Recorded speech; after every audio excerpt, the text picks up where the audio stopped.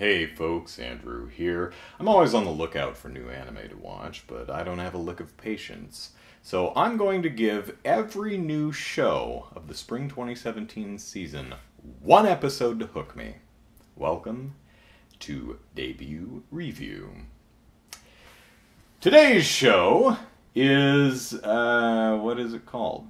KADO, The Right Answer. Never heard of it. Kojiro Shindo is a highly skilled negotiator working for the Ministry of Foreign Affairs. That is the most boring sentence I've ever read. And looking at the poster, that looks kind of dry. I wonder if it's going to be like Yugo the Negotiator or something. As his plane at Haneda Airport prepares to take off, a huge mysterious cube appears from the sky. As happens occasionally. It expands rapidly and absorbs the passenger plane and its 252 passengers. The cube's name is KADO. Okay. Is it going to be like Gantz? A strange being called Yahakui. Oh god. Yahakui za Shunya. A strange being called Yahakui za Shunya appears from within KADO and tries to make contact with humanity. Shindo, who's the highly skilled negotiator, who has been absorbed by KADO, ends up taking on the role of mediator between Yahakui za Shunya and humanity. Who is Yahakui za Shunya, and what does he want? Okay, so we've got a negotiator brokering between humanity and, I guess, an alien invasion or an extra-dimensional being. So, Alright, let's give it a watch. Hi there. You see the fleshy bits on either side of my eyeball? You know, like the tear duct, the red bits on either side. If you look really closely, you can see the inside of the eye where it gets all red and gooey. This anime draws a red color on either side of the character's eyeballs. I guess to kind of draw the tear ducts and other internal fleshy bits. It's an interesting design choice, one I've not seen before. Can't say it's one I really like. Looks a little odd. Also, it's a mostly CG show with cel shading, which makes the characters look... It's actually pretty well done cel shading. It took me a little bit to notice that the characters were mostly CG. So it helps when a lot of the exterior shots with cars moving on the highway are total CG. It blends the characters a little bit better. Not completely successful, but not too bad. So, the show itself is kind of interesting because available is episode 1 and episode 0.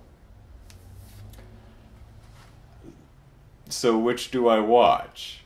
I don't know how it was aired in Japan, but on Crunchyroll, which is the streaming service I'm using to watch the various anime shows,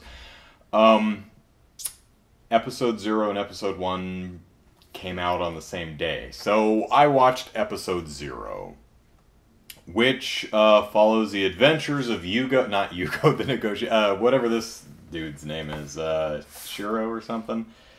Shindo. Kojiro Shindo. So he's a negotiator dude, and someone says, hey, there's a company that does chrome plating, but they're not really with the times and technology of plating stuff with the chrome, so I want to turn that building into a multi-purpose hall. So negotiate a price that will allow them to sell the building to me so I can tear it down and build something else.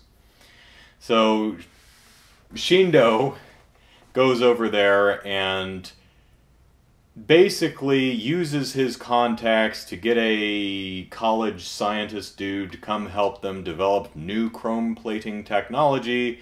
So the dude who wants to buy out the place won't buy out the place, but instead will invest it, and everyone will be happy making awesome chrome-plated stuff. Which is interesting because Shindo and his buddy are talking about, man, if only they could, you know, if only the chrome plating place could invest into new technologies, and they could continue to be competitive and they wouldn't have to be torn down. How much would that cost? And Shindo says, well, you know, in the million to the hundreds of millions of yen. He's like, oh man.